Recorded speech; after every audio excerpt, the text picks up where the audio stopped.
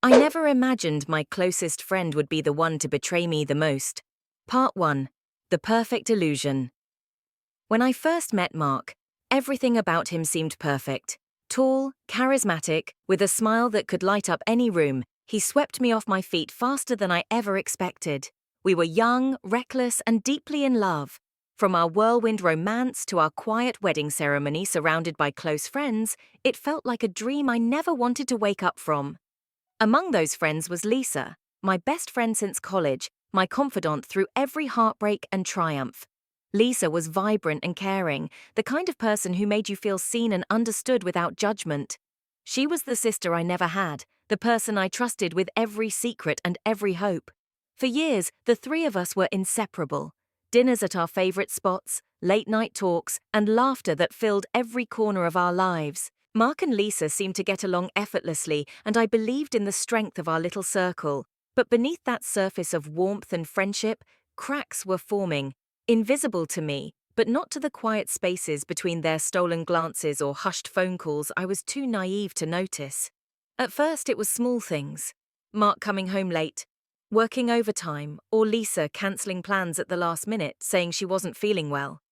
I shrugged them off, blaming my own insecurities and the stress of everyday life. Then came the gut-wrenching moment when I found messages, just a glimpse, on Lisa's phone while she was borrowing it. A quick glance that shattered my world in an instant.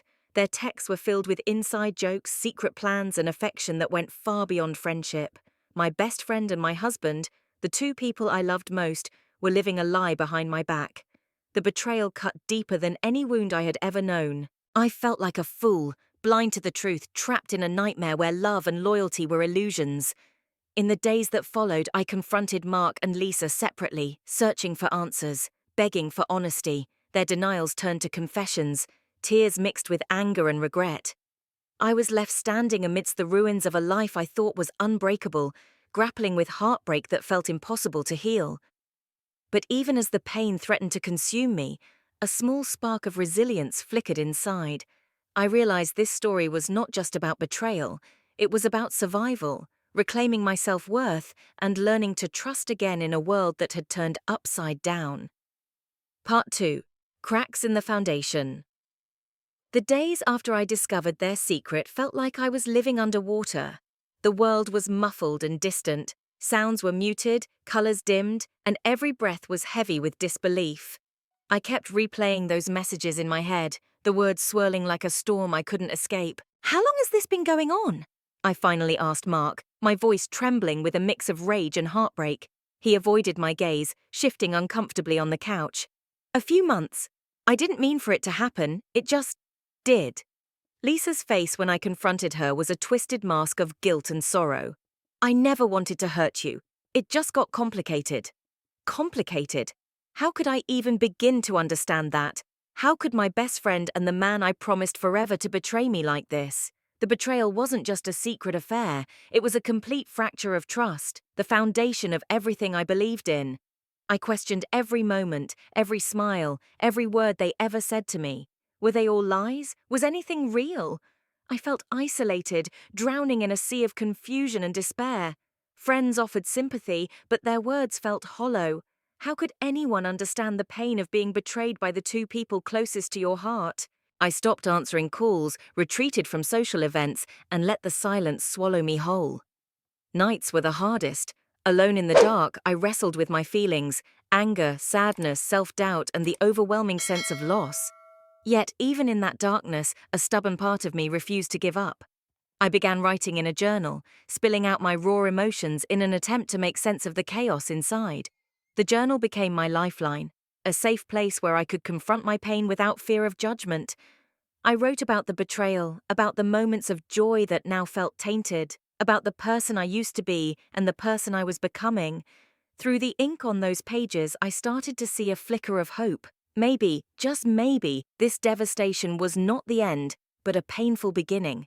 I realized that healing wouldn't be linear or easy. It would be a slow, messy process filled with setbacks and breakthroughs. I also began to see that I needed to set boundaries, not just with Mark and Lisa, but with myself.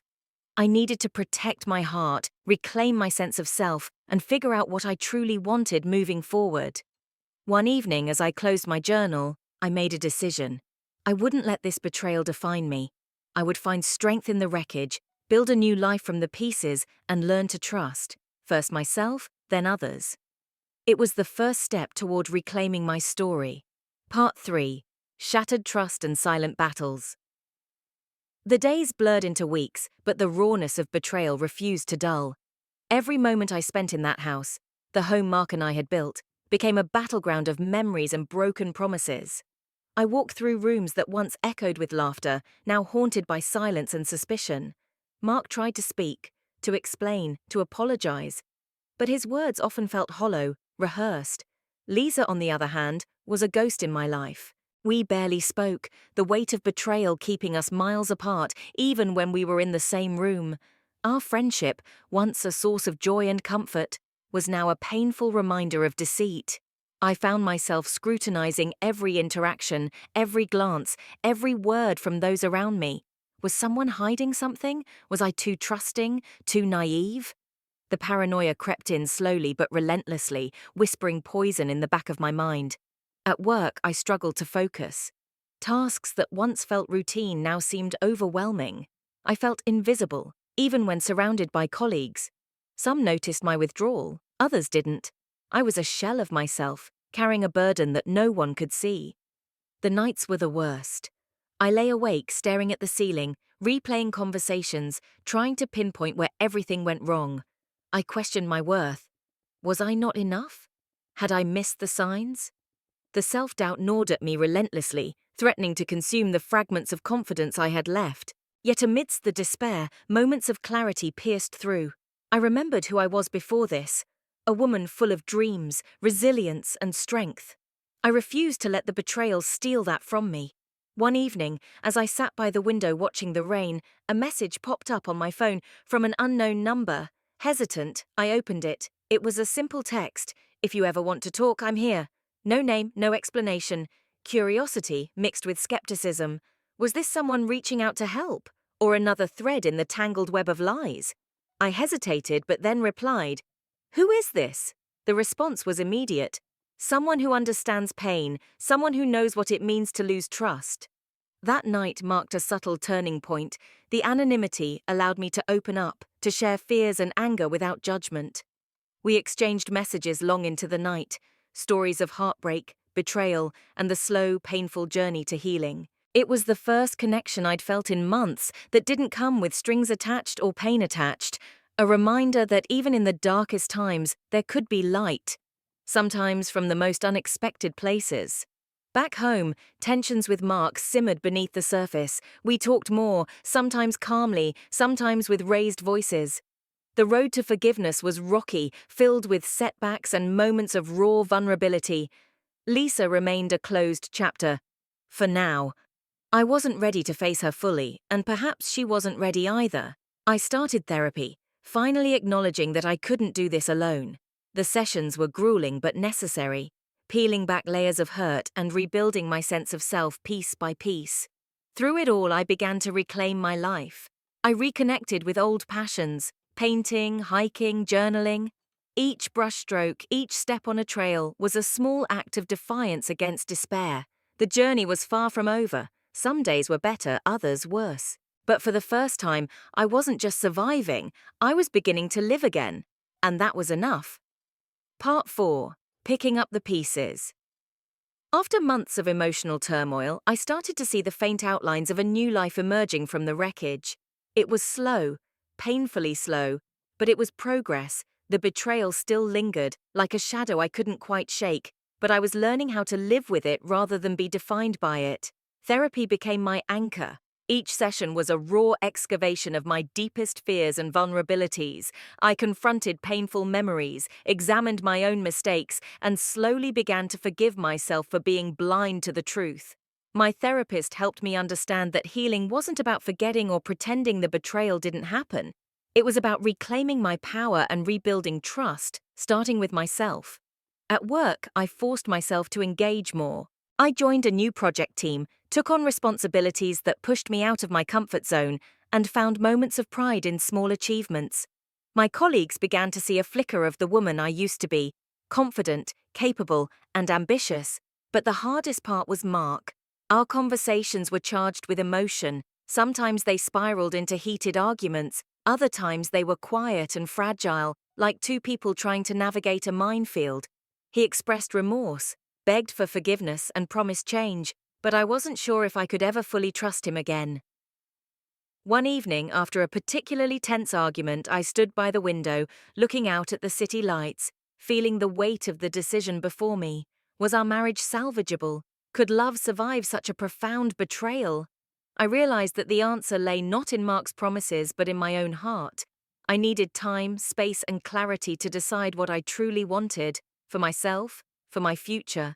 Lisa remained a painful silence in my life. I deleted her number, removed her from social media, and erased the photos that once captured our happiest moments. It was a symbolic severing of ties, a way to protect my healing heart.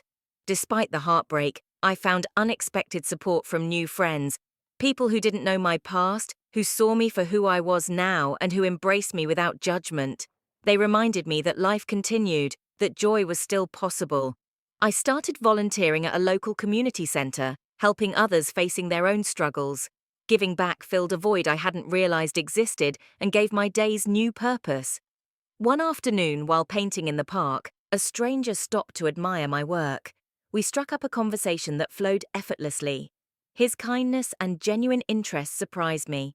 For the first time in a long while, I felt the tentative stirrings of hope, not just for love, but for connection, trust, and new beginnings. As the months passed, I began to see my story not as one of victimhood, but of survival and strength.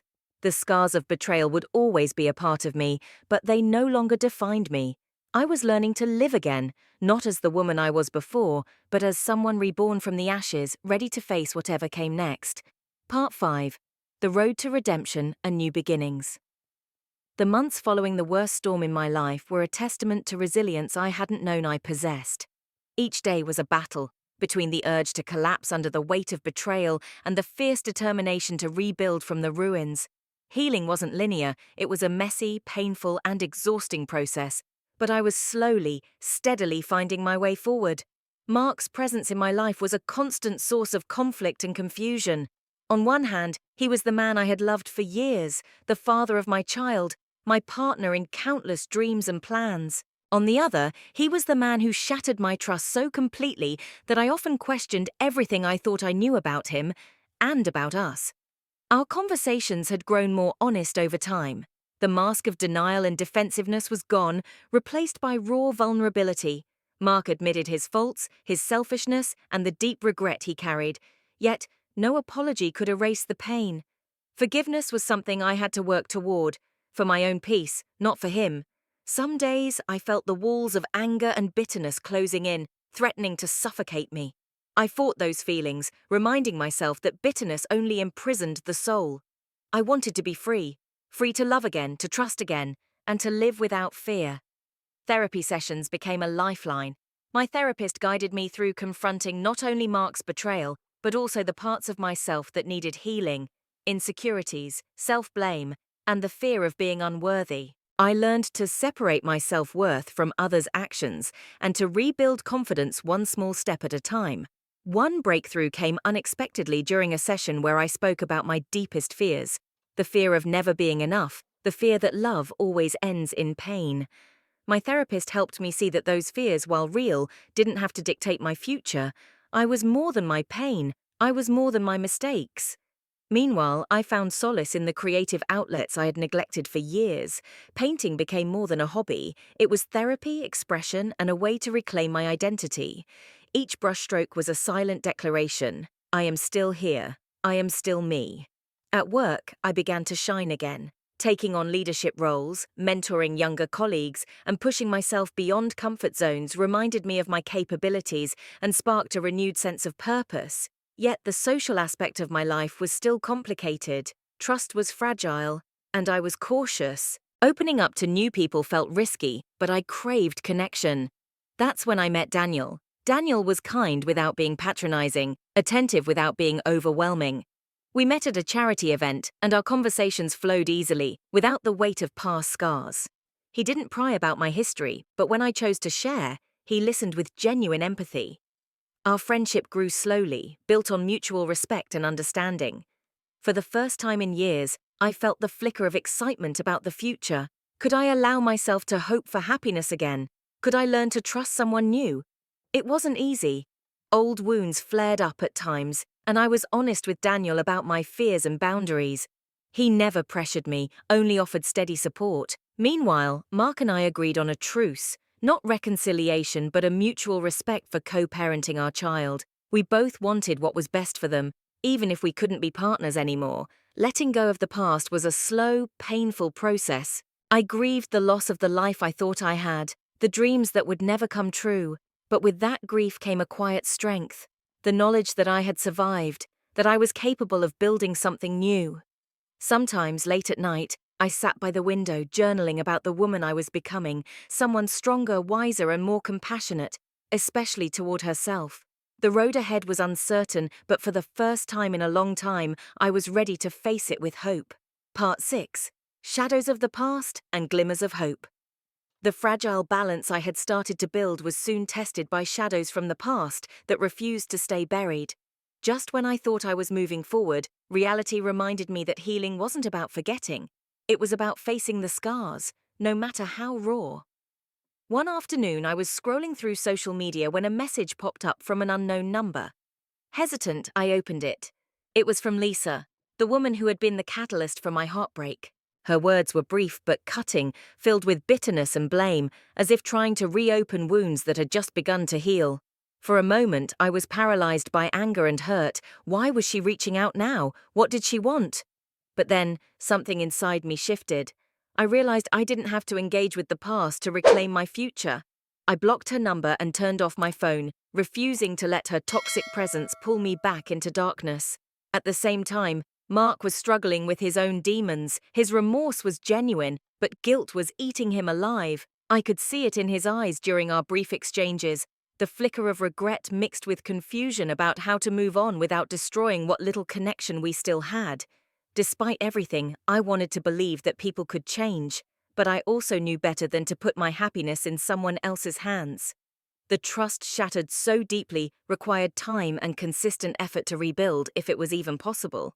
Daniel remained a steady light in this turbulent time. Our friendship blossomed in quiet moments, sharing coffee, long walks, and conversations about everything and nothing. He never rushed me or expected more than I was willing to give. His patience was a balm to my weary heart. One evening, after a particularly long day, I found myself confiding in him about my fears, the fear that I was broken beyond repair, that no one could truly love someone with my past. Daniel listened, his eyes soft with understanding, and gently reminded me that everyone carried wounds. It was how we healed and grew that mattered. His words resonated deeply. I began to see that my past didn't define me. It was only a chapter in a much larger story, a story that I still had the power to write. Meanwhile, at work, challenges intensified. The new project I had taken on demanded everything I had: late nights, tough decisions, and managing personalities. It was exhausting but also invigorating. It reminded me that I was capable, strong, and worthy of respect. With each hurdle overcome, my confidence grew. I started to reclaim my sense of self outside the shadow of betrayal. But the hardest moments were still those quiet, solitary nights when doubt crept in. Was I ready to let someone new in? Could I ever truly trust again? The pain of the past whispered warnings, and sometimes the weight of loneliness felt unbearable. Yet, amid the uncertainty, there were glimmers of hope, small smiles, unexpected laughter, and moments when my heart felt lighter. One Sunday afternoon, Daniel and I took a drive out of the city just to escape the noise and chaos. We ended up at a small lakeside park, sitting on a bench, watching the sun dip behind the trees.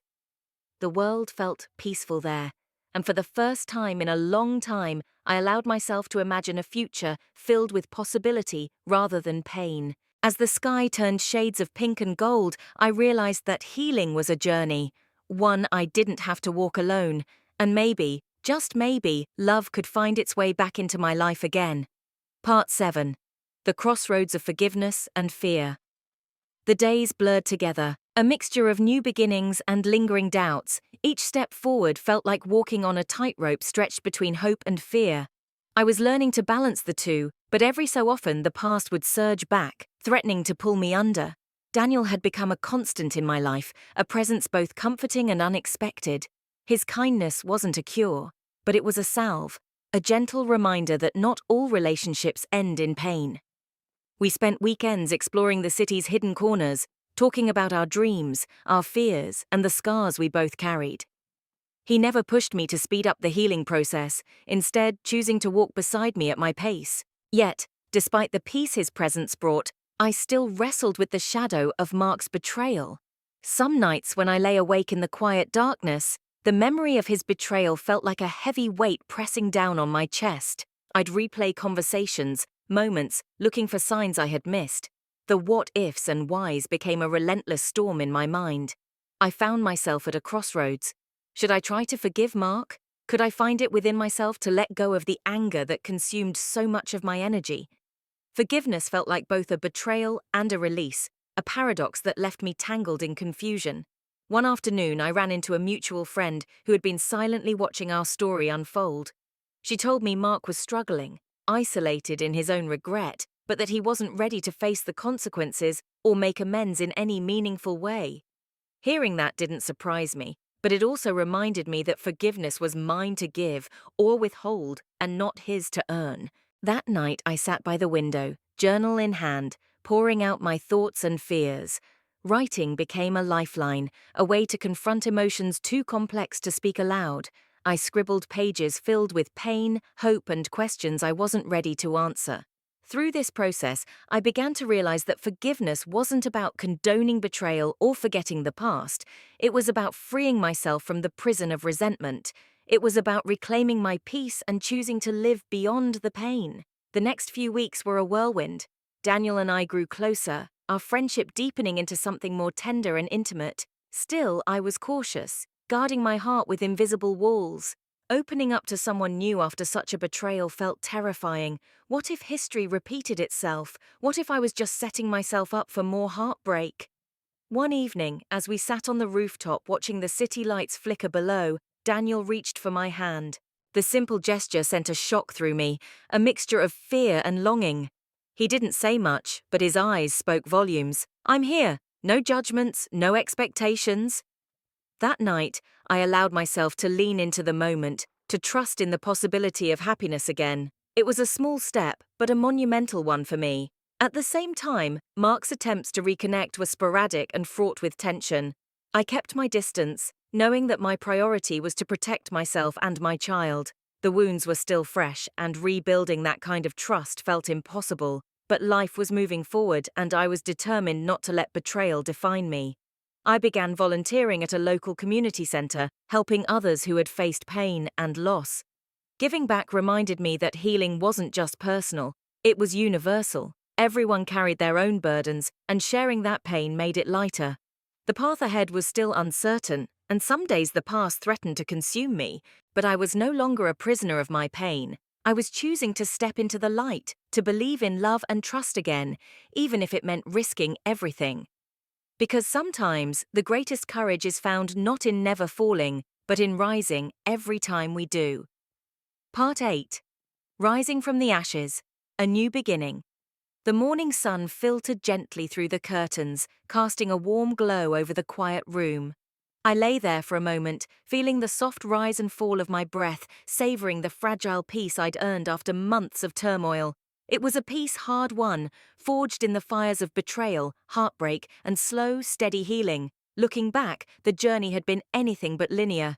There were days when the weight of what happened felt unbearable, nights filled with tears and questions that had no easy answers.